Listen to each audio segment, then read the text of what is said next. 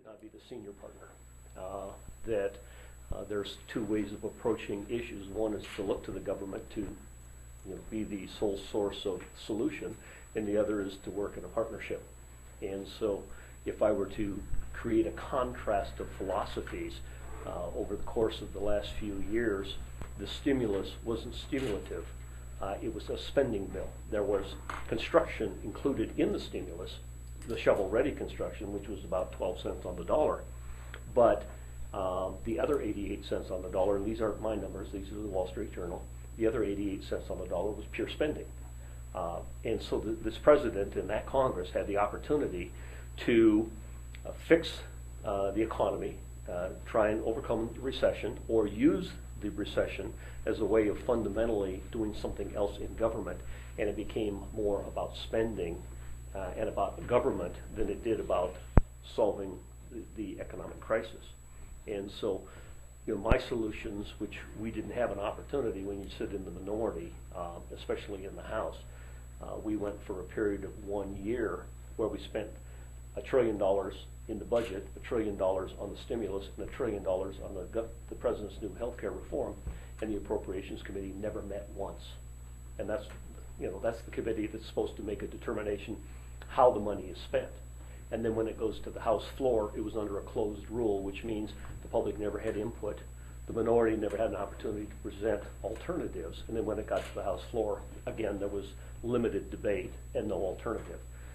We've tried to change that in the House of Representatives by having open rules. The first appropriations bill that we had, which was House Resolution 1 after the first of the year, there were 400 amendments on the House floor. And they weren't all Republican amendments, they were Democrat and Republican. So they were feeling boxed in as well.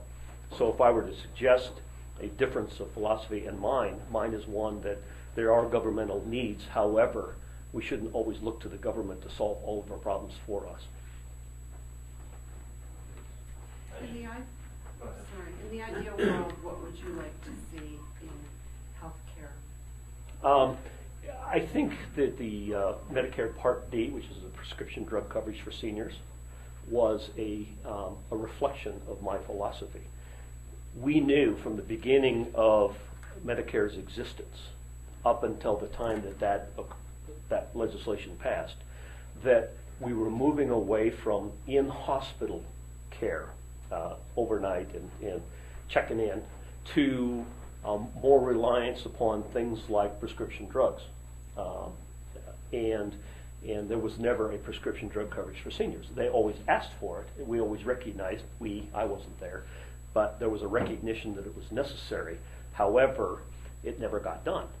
At the time, then the Republican majority in the House and the Senate and the President knew it was going to occur. And so there, again, was the fundamental differences of philosophy.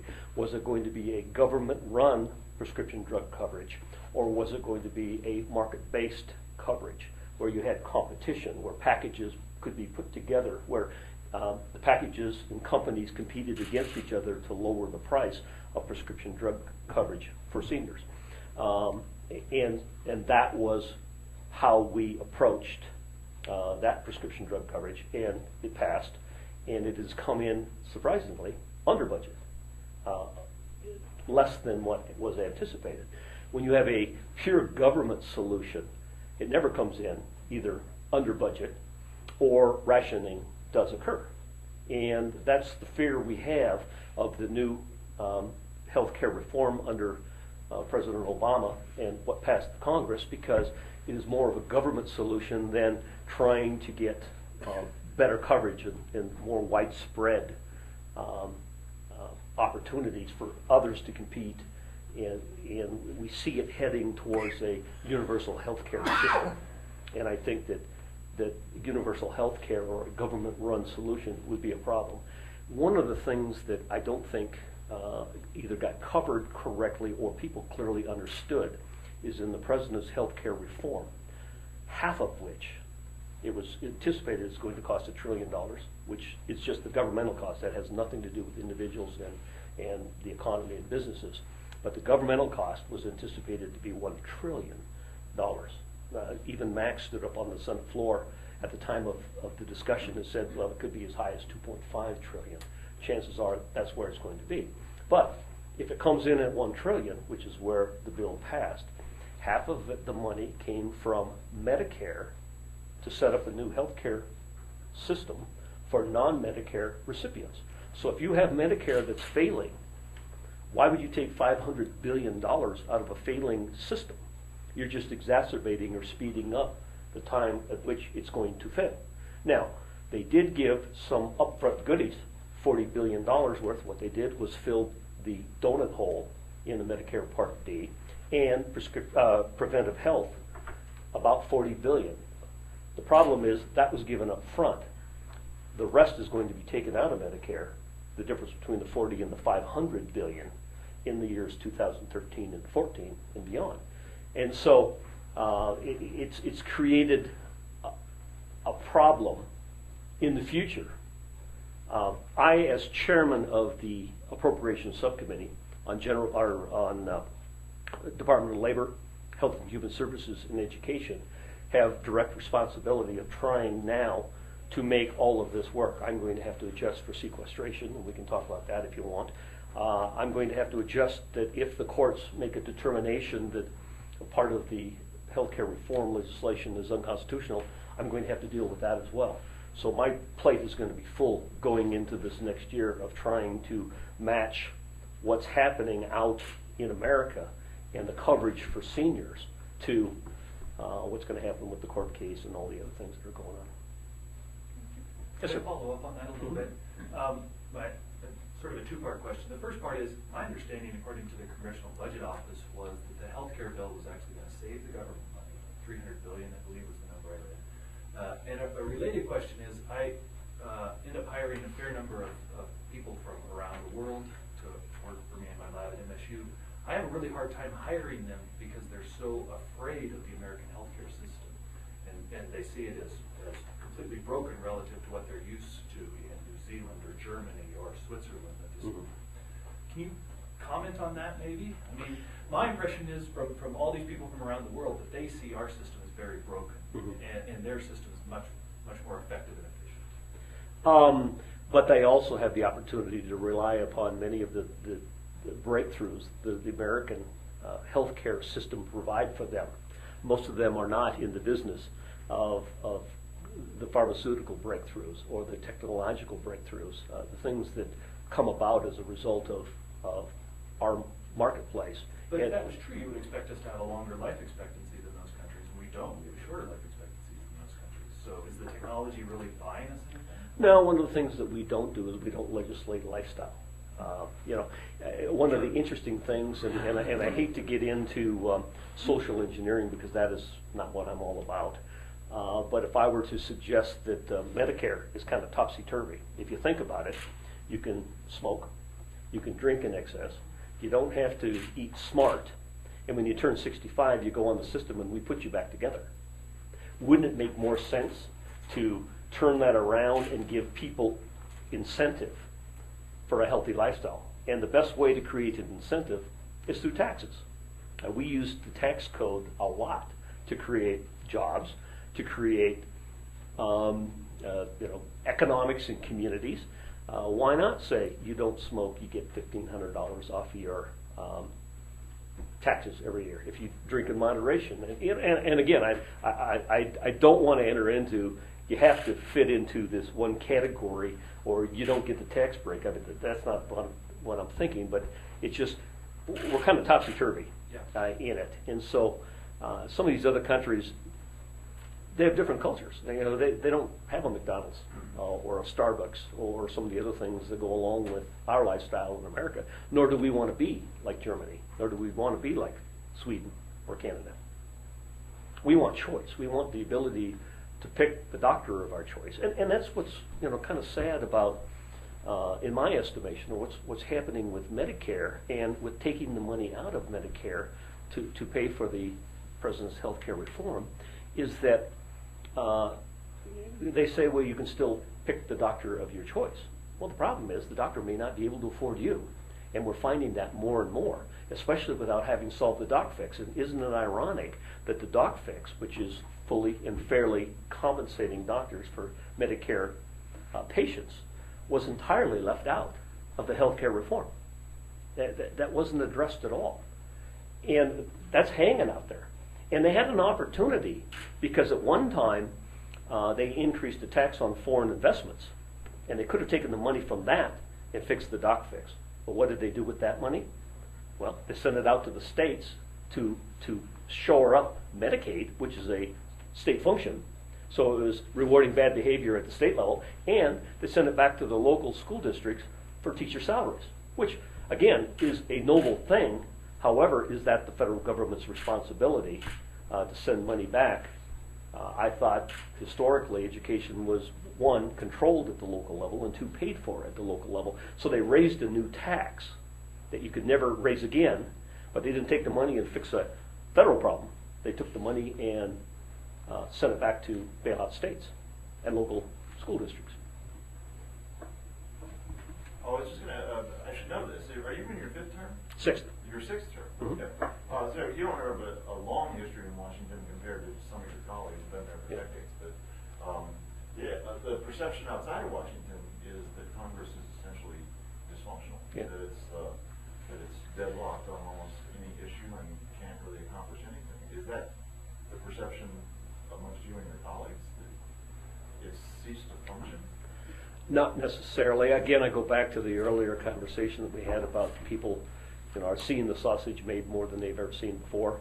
And so, when it bothers me when I see Rasmussen or somebody else put out a poll saying that we have 5% approval and Lindsay Lohan is held in higher esteem than us.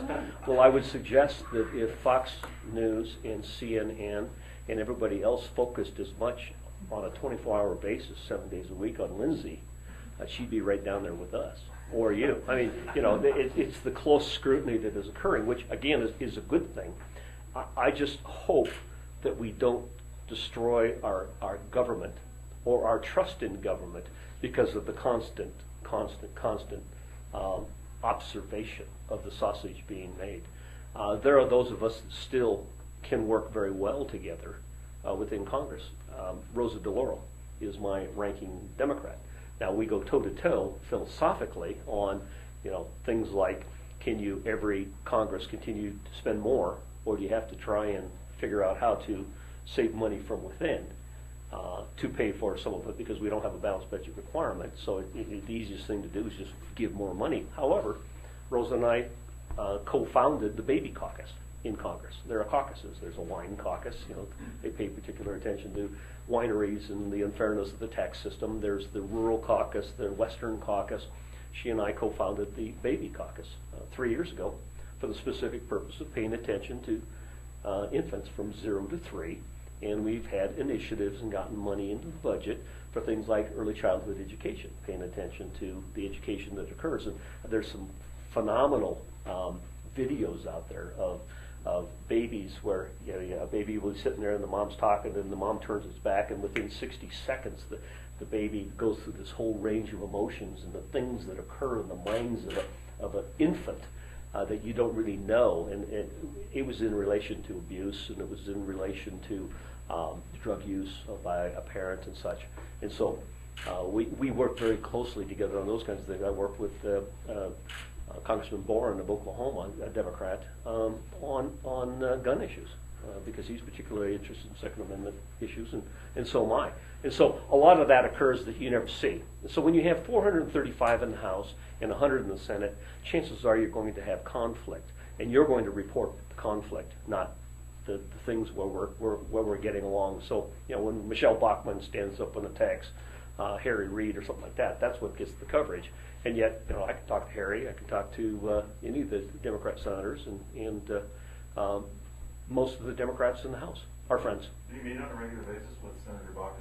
Used to, but obviously that has become more difficult with me jumping into the Senate race. Why did you decide to run for Senate? I mean, your seat's safe in the House, pretty much. Yeah, and I wouldn't feel right if I ever approached my job from that attitude, that it's a safe seat and I could just coast or bide my time. I truly want to try and improve, one, the relations in Congress, and two, give what I believe to be, and this is purely my opinion, the majority of Montanans' opinion, a seat at the table on some of these issues.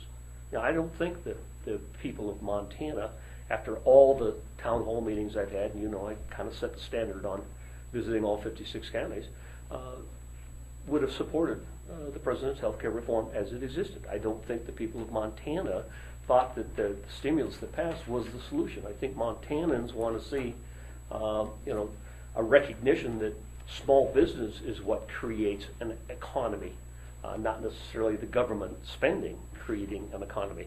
And so, by my jumping into the Senate race, I think I'll make Max a better senator, and he'll make me a better senator, because we'll have a seat at the table discussing the issue, coming up with what we believe to be in Montana's best interest, as opposed to them voting together and with Obama for one position. So I just don't want to nibble around the edges. Yeah, it's hard to give up the chairmanship of the largest appropriations subcommittee. My budget is about $800 billion. Is what I'm responsible for, and it's good work. It's hard work. I got a lot of things coming up this coming year, but that's just a small part of all the things I can and are involved in. The irony is, people compare me to Max and John and the level of activity in our office. And my hat goes off to these guys, because I think we are competitive with them as far as activity on behalf of constituents and legislation, and we do it with less than half the budget and half the employees. Because I have exactly the same geography and the same population, I have less than half the staff and less than half the budget. So we do pretty darn good, I think. Your district is the largest? Second. Second largest? Alaska. But they've got just Juneau, Fairbanks, and Anchorage. In population, though? By far the largest, continually. The average size is about 700,000, and we have 1 million. So I have the second largest geography, and a quarter of a million more than the average in Congress. Yeah. Mm-hmm. So do you have any big agenda items that you, if you were to win a seat in the Senate? Do you have any big How? Or when? Okay. Do you have any big plans for any initiatives that you want to push for Montanans? That's one of the frustrations I have as a House member when you're one of 435. It's hard to get some of your items out. Yes, you do build seniority, but you have the ability as a senator. Even though I was successful in getting the Keystone language attached to the bill, what's the president going to do? I would use the pulpit of the Senate seat as a way of trying to get the president to do the right thing or make the right decision. But let me give you an example of where I'm having some difficulty right now, and we call it getting legs, right? I thought this whole super committee idea was dumb in the first place. I voted no. Isn't Congress a super committee? There's 435 of us. That's pretty super. Because it's hard to get the group together, but it's the biggest committee I've ever served on. It's very difficult. And so what happened was they didn't come to an agreement. Now you got what's called sequestration, meaning half of the money is going to be taken from defense, half of the money is going to required, half the money is going to come from general government, the majority of which will come from Medicare, once again exacerbating the problem of Medicare. Right? I've got a solution. I've written a bill. It's introduced. I've shared it with as many people as I can, including like Stephen Moore and John Fund of the Wall Street Journal and Steve Forbes, and I even gave it to Dick Morris and Rush Limbaugh and Hannity, and I've literally Grover Norquist. I've shared it with everyone. They all say it's a great idea, but I can't get movement within Congress. And I've talked to my leadership, and I'm really frustrated with them. I'm going to go out and try and find a senator to team up with to see if we can get attention. If I were in the Senate, I wouldn't be having this problem. What does it do? Rather than cutting $1.2 trillion, I think I said billion, but it's $1.2 trillion from existing programs, which we need to right-size, downsize. Don't get me wrong. There's fat, waste, fraud occurring in government today. But if you have to reduce the budget by $1.2 trillion, you're going to hurt people that are on the programs now, that are beneficiaries, that get benefits. And yet, in the President's health care reform, there are 2 new entitlements being created after this year that don't exist today. And the point I'm trying to make is, if you know Social Security is failing, and you know Medicare is failing, and we're having difficulty with Medicaid, why would you create 2 new programs? just to exacerbate the financial problem in America.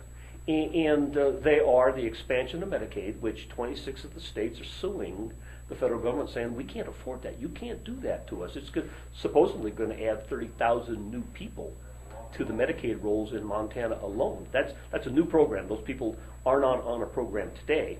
And the second thing is the insurance premium subsidy. It does not exist today. It will in 2013, but it doesn't today. By not starting those two new programs, you save $1.35 trillion, according to CBO. So my point is, why start two new programs when you can't pay for the ones you've already got? We need to address Medicare. We need to address Social Security. We need to solve the issues of the doc fix and all the other things. Don't create two new ones. So my legislation is airtight. I mean, if you want, I'll send it out to you again, because I sent it far and wide. Everybody got it in Montana, all the newspapers, TV stations, everybody, radio. It's all footnoted. I've got CBO scores. I've got everything. It saves $1.35 trillion. But when the president says, well, everything's on the table except my health care reform, well, he's just tied the hands of his people to even seriously consider some alternatives that actually might solve the problem to the tune of about $1.35 trillion. Alan Simpson was still in the Senate when you started in Congress, I don't wasn't think he? so. You never served with him? I don't think I did. I assume you admire him? Oh, very much so. Yeah. What about just putting up the Simpson Bolts plan, up or down vote? Would you vote for it? Well, again, had to see what it is before, because There's $4 trillion in there, 4.3, I think. going back to his question, fundamentally, should we be raising taxes now?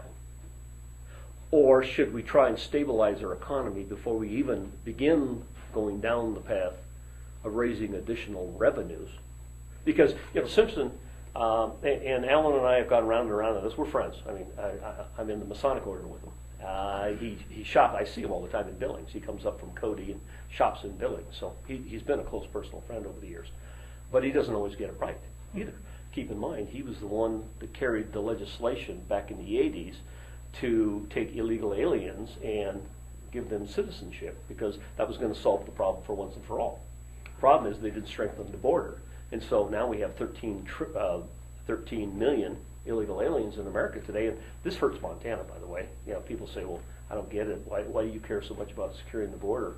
What does 13 million illegal aliens have to do with Montana? Well, one, our Constitution requires that they be counted in the census for representational purposes, because the Constitution was written so that you don't count citizens, you count inhabitants. Why?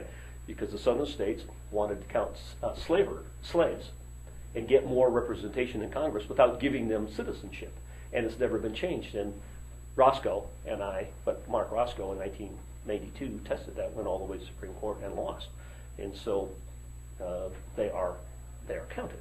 The other area that we're hurt is because when you distribute money from Washington, D.C., it's distributed based upon population. So think of California as probably 5 congressmen and women more than they would have if you only counted citizens. But California, Arizona, Texas, New Mexico, and Florida all have an overabundance of our federal dollars being taken out of our pocket in Montana, sent to Washington, and then redistributed based upon that population. So Alan, mistakenly got half of his deal done, and that was they absorbed all of those illegal aliens back then, but didn't solve the problem, and we're right back in the soup again. So I would fast forward that to this whole concept of raising taxes and cutting spending.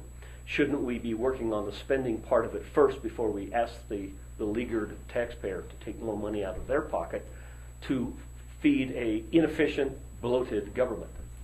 You'll ask for an example, I suppose. One of my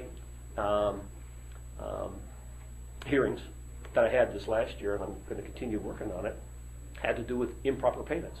That's not waste, fraud, abuse. It's called improper. Use Social Security as an example. Your grandmother passes away. You're the executor for her estate. She passes away. She gets $600 a month in Social Security. After she dies, 2 more checks come in before Social Security shuts it off. You should, by law, send that $1,200 back rather than absorb it into the estate, but you don't. And we have no way of catching you unless, of course, we have more IRS agents, more Social Security administrators, and going out and getting that money. To the tune of $124 billion a year in improper payments, of which we're only capturing about 10% right now, getting 10% back.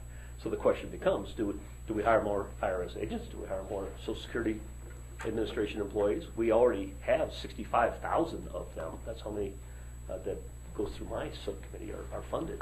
And so, until we come to grips with some of those inefficiencies that exist within government, in this last omnibus that passed, they were trumpeting the fact that that 28 programs in the federal government were eliminated. 24 of them were in my budget. I identified 24 of the 28 for elimination. So I'm doing everything I can to try and right-size, downsize, economize, make government more efficient so that we don't have to do what Simpson Bowles wants to do and raise taxes just to hand out more money to be spent in an inefficient way. Would you be able to support closing loopholes? Oh, yeah.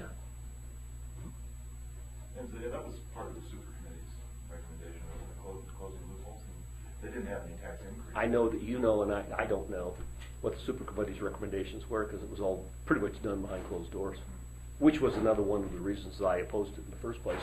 And I literally drove around talking to, like, the Billings Gazette and others, saying, you guys ought to be on this. When are we going to quit having secret meetings? One of the things that happened after the last Congress didn't get its work done, and the budget had to be in place by October 1st. So when we took the majority in January, we had to clean up the last year's budget. So we had House Resolution 1. We passed it. That's where the 400 amendments on the House floor occurred. We passed it. The Senate killed it and never passed a bill. So there was no conference committee. So the negotiations went to the White House between the President, Vice President, John Boehner, and Harry Reid. That's where the deal was cut. Fast forward to the debt ceiling debate.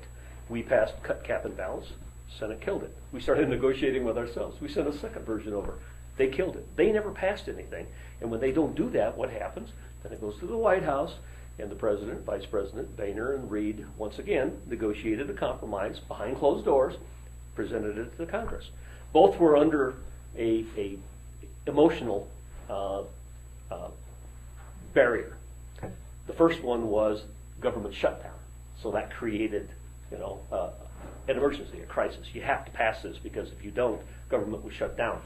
The debt ceiling, if you don't solve it, if you don't raise the debt, the markets will fall apart. So once again, they created a crisis. And in both cases, the decisions then were made behind closed doors at the White House. That's the problem I had with the super committee, one being created in the first place, and two, then having the majority of their meetings behind closed doors where the public couldn't see what was going on. And you, as newspaper people, should have been furious. But there was no big, huge outcry. Well, federal law is a lot different than state law, though. Our Constitution yeah. requires open meetings. The federal Constitution does not. Right? But you ought to demand it. You shouldn't, just because it's not required doesn't mean it shouldn't be a standard. Congressman, if you could, with the votes that were with the Social Security tax just in the last week or so, if you could, in your view, run us through what took place and why you voted how you did it, Mm-hmm. and if you would have, if you see if there's anything you would have done differently now, looking back, how that progressed.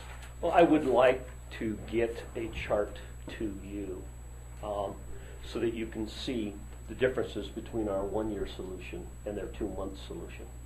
And we really tried to address the long-term issue of both the payroll tax, the unemployment, but the doc fix as well. First of all, what we had to do is from a accounting IRS standpoint, we had to make adjustments that the Senate's bills did not have. And so that needed to be done. But I can honestly tell you that as I travel around Montana, and it's something that I continually do, I visit all 56 counties, I have town hall meetings, that's why I felt comfortable in voting against the President's health care reform, because I felt like the majority of Montanans did not support that legislation. And so the one word I hear more than anything else as I travel Montana is uncertainty. Why is the economy not turning around as quickly as it possibly could when you hear about all the money that small businesses and corporations and people are sitting on? Because they don't know where the economy is going to be in a year or two, and they're afraid to go and invest in their small business or in their employees, because they just don't know the uncertainty. And so, can you imagine the doctors right now, where they've been given a 2-month reprieve, that for 2 months they know they're going to be fairly reimbursed, but they don't know what it's going to look like after the 2 months, what the package is going to look like. We gave them certainly, within our bill, we solved the doc fix for 2 years, not one, for 2 years. We changed the unemployment benefits for a period of 1 year to give certainty. We eliminated the payroll tax on employees. Now, I have to tell you that I was never a fan of just reducing the payroll tax on employees. I think that's half the problem, or half the solution, whatever way you want to look at it. One of the things I tried to do when the stimulus was going through, it was intended to borrow $1 trillion to pay for it, right? If we had eliminated or suspended a payroll tax on employers and employees for 1 year, it costs the same $1 trillion, or cut it in half for 2 years to give some certainty. And why do you do that? See, their stimulus picked and chose winners and losers. If you were in the construction business, you were happy. Did you get, as a newspaper, any of the benefit from the stimulus? No. Did the contractors advertise with you? No. Did the auto dealers see any benefit to be able to advertise with you? No. Or any other small business. If we had suspended the payroll tax on all employers, we're talking small business, your florist, your chiropractor, I don't care, your engineering firm in town would have seen a benefit, because if they have employees, they would have been able to keep the payroll tax money for themselves. And they would have then been able to make a decision: do I want to pay my employees more? Do I want to not fire that person or lay that person off? Do I want to hire or buy more inventory, more cars? Do I want to expand my business? Do I want to invest in new printing equipment? Again, I don't want to pick and choose. That's not my job. I want to create an environment, or help create an environment, for the economy to turn around. And so, my solution would have been a reduction on both employers and employees. Employees is fine, because it's consumer spending. Consumer spending is only one portion of trying to turn the economy around. And so our package gave more certainty. It was a year with an understanding of how it was going to be paid for, and then clearly a 2-year fix on the doc fix. Theirs is just another Band-Aid. And I think, frankly, people are they're tired of Band-Aids. They want solutions, and this was just a Band-Aid. So what was the Senate's reluctance for a longer 1-year fix as opposed to the 2-month that we have now? Well, don't ask me to ever predict or figure out what the Senate is thinking. I don't know. Do you think that the media has contributed to polarization in the House and the Senate? And Yes. If so, how? Well, if you think there are 435 of us, somebody's always going to pick a fight, and you're going to report the fight. So on any given day, we're always amused by the fact that there are some of us working on things, and there are other people that are on Fox News talking about it. So, when Michelle Bachmann says something derogatory towards Harry Reid, you guys are covering it, but it's not necessarily what we're working on or how well we're getting along behind the scenes. It's just that's what's being covered.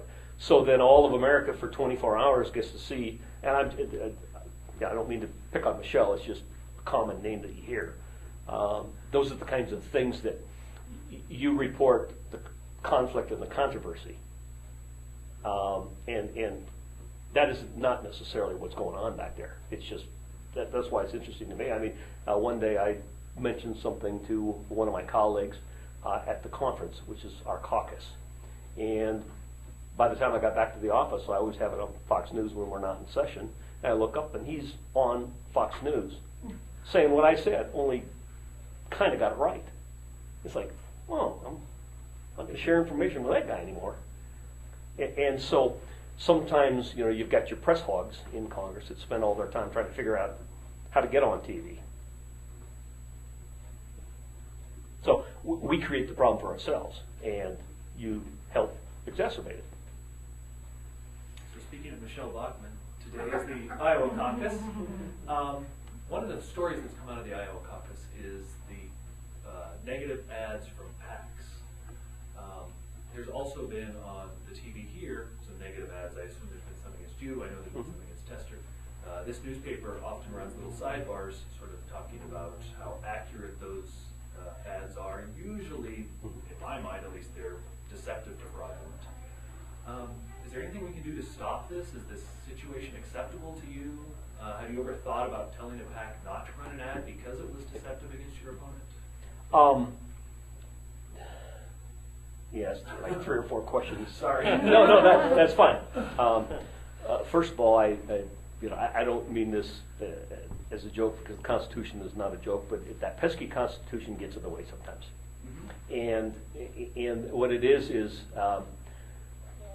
free speech, and there's nothing more free than political free speech. And the courts have determined that if outside groups want to do this, they can. Should we have higher standards for accuracy? Yeah, but according to who? Me? Yeah. Have you ever thought about telling a PAC not to run an ad, or saying, I don't support this ad? First of all, you can't.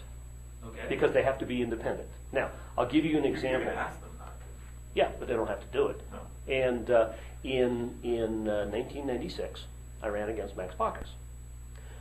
One of the first ads that came out was inaccurate. So immediately I was portrayed as, well, you're running a campaign. No, I'm not. They are. Well, yeah, but you control them. No, I don't. And I've told them, you know, I can't have direct communication.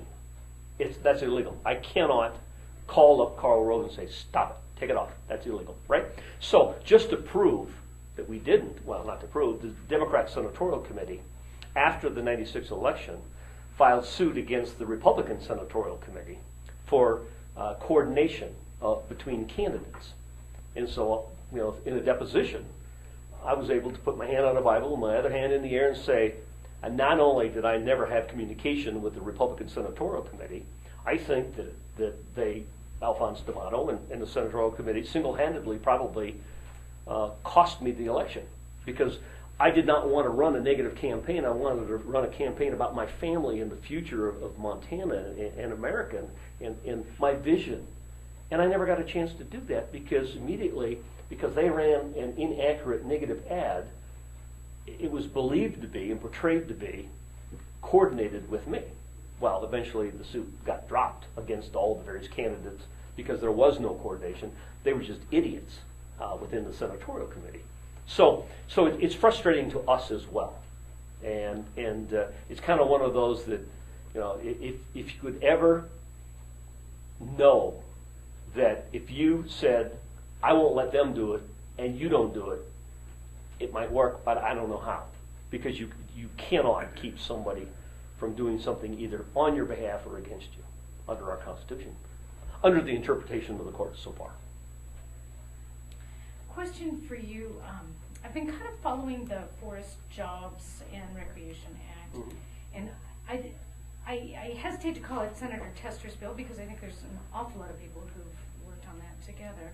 And I'm just wondering what your thoughts are on collaboration on that. It seems to me that they've got timber involved, they've got fishermen involved, there's all sorts of different groups that would really like to see this pass, and I'm wondering. And all kinds that are really against it. I've had more town hall meetings than anybody on that legislation.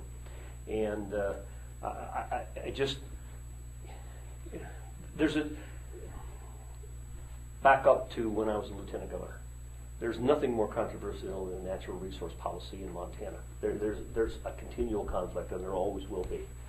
And as a result, and I think you know Glenn Marks.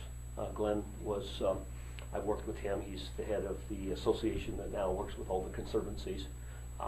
And he was our natural resource policy advisor in the Roscoe administration. Well, he was also in the Stevens administration. And Glenn and I worked together clear back in 1991, 92 to create what was called the Consensus Council. It started out being called the Office of Dispute Resolution, but we decided that we didn't want to resolve disputes. We wanted to get in and try and keep it from happening in the first place. So it took us like forever to come up with a name, but it was called the Consensus Council. And Mac McKenna was our Kinney, I forget now, was our first executive director. And what we did is we worked on consensus on things like the Ruby River and irrigation and all those kind of things, and we were very successful. I just want to suggest that there's a big, big, big difference between the word collaboration and the word consensus. Collaboration is you two working together for your benefit, and it may not be in our best interest, and then you have to go out and convince us that what you decided was in our best interest. That's collaboration, and history is full of a lot of bad collaboration. Consensus would be that we all sit down at the table, everybody comes to an agreement, and then there's nobody to have to go and explain it to or convince, because we were all in on the deal. We were all in on the consensus. So that is a collaboration that is not widely held, and I can tell you that from having traveled all over Montana having hearings. Now, I did suggest, both publicly and privately, to Senator Tester and his people, that I would work on the legislation. And one of the ideas that I received was from the owner of the radio station in Dillon, Montana. He said, "It looks to me as if it's a wilderness bill, not a jobs and recreation." It's a good catch. The only thing that's guaranteed in that legislation is wilderness. There are no other guarantees. The wilderness occurs upon signature of the bill by the president. The jobs and the recreation does not. And so why isn't the word wilderness in the title in the first place? And his idea was, okay, have you ever considered a phase-in so that if 10,000 acres of stewardship occurs in trying to fix the forest and hire the employees and keep the mills open, if 10,000 acres occurs, then you add 60,000 acres of wilderness. If the second year you have another 10,000, you can put another 60,000 in. That makes sense. What about the jobs piece of that? No, that is the jobs piece. Because the only guarantee is the wilderness. There is no guarantee on the jobs. There's Even though none. there was just a week or two ago, there was a letter in the Billings Gazette from a group of timber folks from various places in the state. And it seemed to me that they were pretty much endorsing the act as it's written now. That they're saying, we have 7,000 jobs at stake here. They are the two entities that were part of the collaboration, the two companies. Right? So, I think there were 4 that signed on this letter. okay, so why not, if the jobs that are the most important aspect of this legislation and not the wilderness, doesn't it make sense to then have a phase-in like this radio station owner in Dillon suggested? I was summarily dismissed. Not going to happen. No changes. Well, wait a minute. Why not? If this is the answer, then good. But see, the problem is, and you probably know this as well as I or anybody else, is you can't tell somebody they can't appeal. So not everybody signed on to this thing. See, while maybe the Montana Wilderness Association has, the Matt Kohlers of the world have not. And there's nothing in that legislation to say that they can't sue, because you can't do that under our judicial system. And they will. They will. I guarantee they will sue. But it doesn't strike you as a statewide coalition or collaborative that really serves the best interests with the most compromises? It doesn't strike you that way, that everybody's compromising a little bit? I don't think that this isn't me making that determination. These are the people that I hear from that do not support that. Could you characterize those people? I mean, are they primarily motorized recreationists or natural resource harvesters? Who are they? Some of those. Some of them are local elected officials. Use the Madison or Beaverhead County commissioners, as an example. See, you know, What were their objections? Yeah, setting up. well, they get the wilderness, they don't get the jobs. Because the stewardship and the areas that are being opened up are in like Powell County or in Deer Lodge County, but they're not in Beaverhead and Madison. So they get the wilderness, but they don't get the jobs. Aren't there quite a few jobs associated with the recreation that can happen? The tourism, I mean, Madison County's pretty famous for their draw for tourists. I'm only reflecting the opposition of the elected officials within that county. And so I'm not going to second guess the elected county officials' opposition as being wrong or don't you see. You know, I can't do that. I can only tell you from the meetings that I had, it was not universally loved. But, again, let me ask you, what would be wrong with a phase-in? Well, it just seems like this has been hard work for many years by a lot of different groups who were pretty opposed to each other's viewpoints, and they've come together through a series of compromises. And if this could cinch the deal, it's not worthy of consideration. The phase-in? The analysis that was published, and I'm a total Washington outsider, but that they said that the necessary committees in the Senate and the House would never ever agree to a phase-in. I don't know why that would be, but that was the analysis at the time, of the phase-in just couldn't be legislated. I could in the House. But it was the Senate that said, Right. we can't do this. Right. So the phase Well, is because- hedge against litigation, that's the notion, is that, Right. because you don't have everybody signed up for the bill, if you phase it in, Right. and nobody sues on it, Yeah.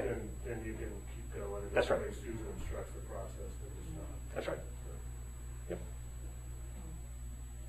It just seems like a common sense solution. Is, you know, otherwise, go ahead and put the word wilderness in the title and say wilderness guaranteed, jobs maybe. And that's the uncertainty that's created. So, you know, these companies are doing everything they possibly can to stay in business. And they're right. I want them to stay in business. But I would like them to have access to the dead and dying trees and such, but they don't right now because of the appeals process, the lawsuits that occur. And this doesn't change that one way or another. It's a handshake. It's saying the collaborators won't sue. Well, but not everybody was a collaborator. And are you prepared to go around the country and ask every federal judge in the country not to accept the lawsuit, to throw it out? They're not going to do that. There isn't a federal judge in Montana, let alone the country, that's going to want their hands tied saying, well, this was a handshake between collaborators in Montana. So even though Alliance for the Wild Rockies might have, or I don't even know some of the names, might have a legitimate beef in court, well, because of this handshake, I'm just going to throw out the case. They're not going to do that. So there is no guarantee of the jobs. Been down this path before, but seen it before. It goes back to the Simpson illegal alien thing, where they said, if you just give citizenship, it will solve the problem. Well, you know, you should have said, if you close the border to a certain extent, then you can let this in. You did. Well, it's the same case here. If you get the 10,000 acres of stewardship, then you get the 60,000 acres of wilderness. I see the point. I just see a good bill in front of us, and it's just kind of too bad that when a lot of people work together, that we're not seeing it come to pass. But that's the nature of your work. Yeah. And not everything that people like are going to get passed. Well, and not everything that people like can work. I mean, you like the stimulus because you got new tennis courts in Bozeman. But did it I turn... didn't vote for that. Yeah, but that's what you got from the stimulus. Did it turn the economy around? Did that... Not quite. Put a few paychecks in somebody's pocket. Yeah, that's right. People paved highlight. Yeah. Yeah, On but the natural resource front, though, I mean, this disposition of the roadless lands left in Montana, and I think it's pretty much intact at the same 5 million acres or 6 million acres it was in 1988. Is there ever going to be a resolution? yes, I believe so. But not given the makeup of the Senate today. Because one of the things I think we need to consider, see, we've already tried the appeals, and we can't figure that out. But one of the things we have to talk about is release. You know, because the last time we had a wilderness bill, it was like, well, this is it. This is for once and for all. Turned out they didn't really mean that. They meant this is for once and for all of this portion. Now let's consider how much of this we're going to take. And, okay, under Senator Tester's piece of legislation, what are you going to release? The rest of it? Is that it? Is that for once and for all? No. No. There is no hard release in this legislation. So it hasn't solved it again. It just puts more into wilderness, doesn't guarantee the jobs, and you still got all the other roadless to discuss.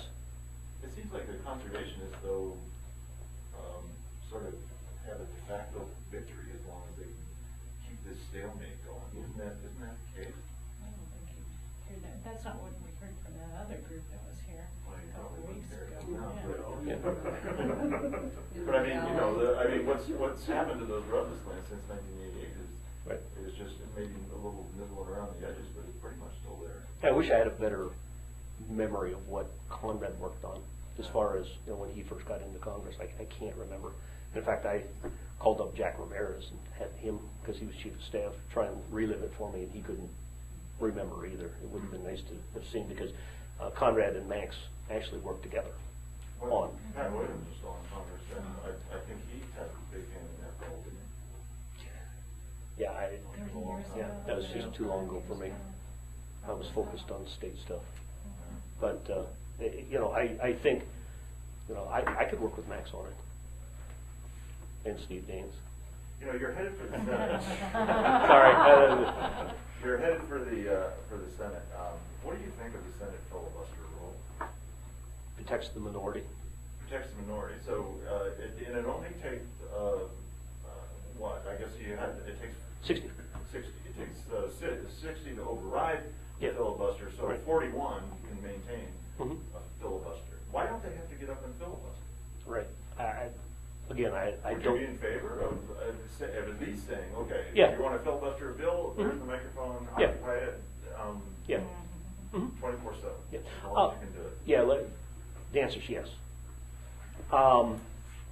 Back up to why it exists in the first place. I think our founding fathers wanted stability of government.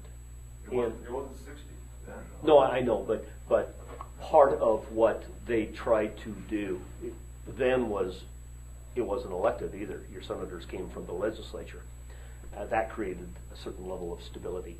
And so what I think our founding fathers wanted it to be is very difficult to pass legislation, because if it was easier, then you'd have the pendulum. The Republicans had total control up until January 1 of 2007. Well, then the Congress went to the Democrats. Well, the reaction was so stark philosophically that if you hadn't had the 60 vote requirement in the Senate, then a lot of stuff would have happened. Look how hard it was to get to 60 votes on the president's health care reform. And so what they've always suggested is that we're the emotional body. The Senate is the saucer that cools the emotions of the country. Otherwise, you have the pendulum, and this country probably, you talk about uncertainty now, it would be tenfold. And so I think that we've got a fairly stable system where it's irritating to us when we're in the majority. It's irritating to them when they're in the majority. It's probably in the best interest of America to have that irritation there. Otherwise, you have the pendulum flipping back and forth. But in this last 2 years, filibuster has been invoked something like 150 times or something, which is more than the previous 6 Congresses put Yeah. together. Well, one of the things I can go back to what you suggested about what would we do differently on the payroll tax. One of the things that we have to deal with is the members that are elected to Congress. A new crop of people came in as a result of the new majority in the House, and they don't necessarily reflect the Republicans that have been there a while. You've got a lot of Tea Party influence, a lot of throw the bums out, bring in new blood. You've got a lot more military veterans than you had in the past. A lot of the people that were kicked out were either blue dog Democrats, or some of them were remnants of the 70s that were kicked out. And so keep in mind that the coalition of majority is constantly moving when you've got 435. Very seldom do things happen on party line votes in the House, because there's a mishmash going on. And in this particular case, the new people in Congress, who had every much a right to state their position in opposition to what the Senate did, because they ran against the old Congress. Well, many of the senators are the old Congress. And so when the old Congress sent over a 2-month, and the new people had passed over a 1 year, they're saying, what do you mean? They pass it and then adjourn and go home without even an opportunity to sit down and discuss and compromise? We're just not going to put up with it anymore. And so, that's a lot of what's going on in Congress right now as well, is there are minorities and majorities within the minority and majority. And so you just never know what combination is going to come together. And the worst time to do it is like right before Christmas, right before the debt ceiling is hit, right before a government shutdown. The worst decisions are made under pressure like that. How do you relate to the Tea Party Pardon? caucus? And then there is a Tea Party caucus, in Yeah. 89 or something like that. Yeah. Or do you caucus with the Tea Party? They really haven't had many meetings. And what it is I'm supportive. Keep in mind the T stands for text enough already. Right? Again, I go back to my one paragraph, which turned out to be 3, explanation of my philosophy of government. And that is, I think right now we are taxed enough. That I would like to work within the framework of trying to make government more efficient, more effective. See, the federal government was never intended to be this large. That's why you have the 10th Amendment. Is the states who are really supposed to control all these issues. And so, frankly, the one thing that's in the Constitution in a big way is defense. There really is no role for the federal government in education, in health care, and all those kinds of things. We have made that over the years, over the history of America, is taken up more of the responsibility. And so, I always find it a little bit ironic when somebody comes to me and says, well, we need money at the local level from the federal government. I said, well, why don't you ask the local level, because you've got more money than we do. We're borrowing money from China right now. You have a balanced budget in Bozeman. You have a balanced budget in Gallatin County. We don't at the federal level. And I just want to tell you that I don't know where the tipping point for this country is. Is it 15 trillion debt? Is it 20? Is it 25? Is it 30? I don't want to find out. I don't want to be there. And we have done nothing to try and slow it down. And so until we can try and expand the economy to pay off the deficit. Let me put some numbers out there. From the beginning of America's history to January 1 of 2007, which is when they got control of the House and the Senate, from the beginning to January 1 of 2007, we had an $8 trillion debt.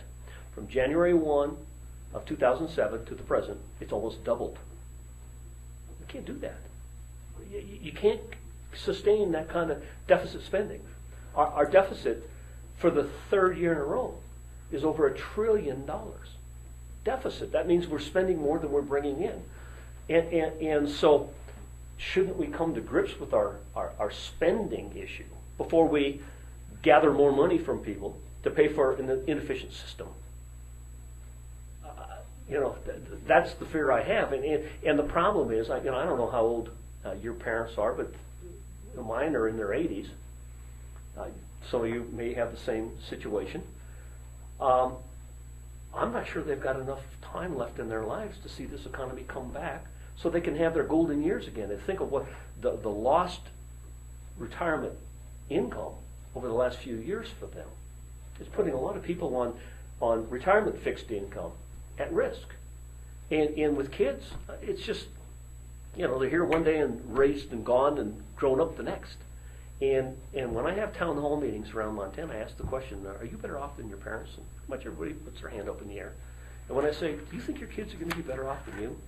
Not a single hand will go up. Nobody has confidence in what America is going to look like in the next 10 years. And I feel that pressure every day. I mean, I cannot, in good conscience, go out and ask to take more money out of your pocket to pay for the inefficiencies I see in government. And we tried the balanced budget requirement, and that's one of the good things that the states have, is they have the requirement. See, the federal government doesn't have to come to grips with this spending issue because it doesn't require a balanced budget. So we can go ahead and say to Gallatin County, well, we understand that you're having difficulty with your budget, so we'll just send you money from Washington, D.C. And is that the right thing to do necessarily? And so I'm just really nervous about the state of our economy, and every day that goes by that we have not fixed the recession is a day lost, especially for my parents, your grandparents, and that weighs heavily. So you weren't worried about the deficit in 2007? It was manageable.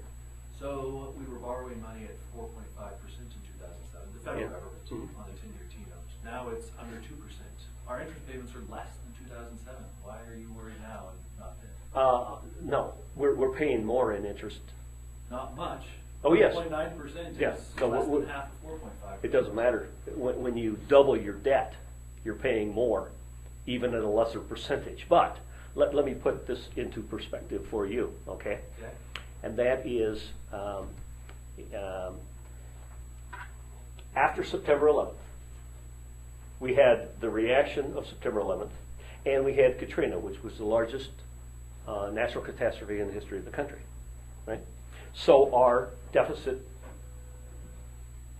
increased substantially. However, in Bush's last budget, we were able to reduce that deficit to $261 billion. We had it on a path going down. Look at the numbers, or I can get them for you.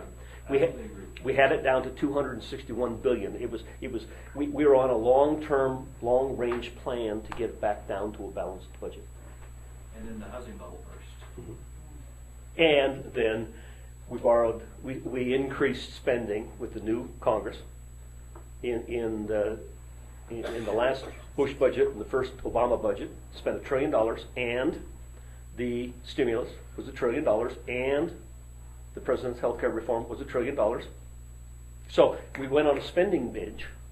Total government spending in the U.S. hasn't really increased much, though, if you add in states, local, and federal. All combined, it's been flat.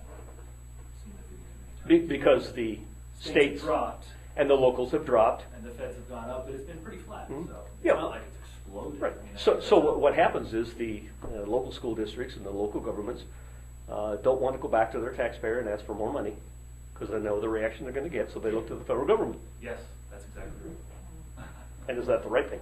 On January the 1st, 2007, though, the wars in Iraq and Afghanistan, they were kept out of that formula, weren't they? So was the Bush administration accurately reporting the deficit at that point? We still knew what it was. Yeah. Yeah, CBO scores and all the rest of it still have to reflect all of that. Got to go. Okay. Apologize for that. Well, thank you. I always love the discussion. Thank you. Yeah.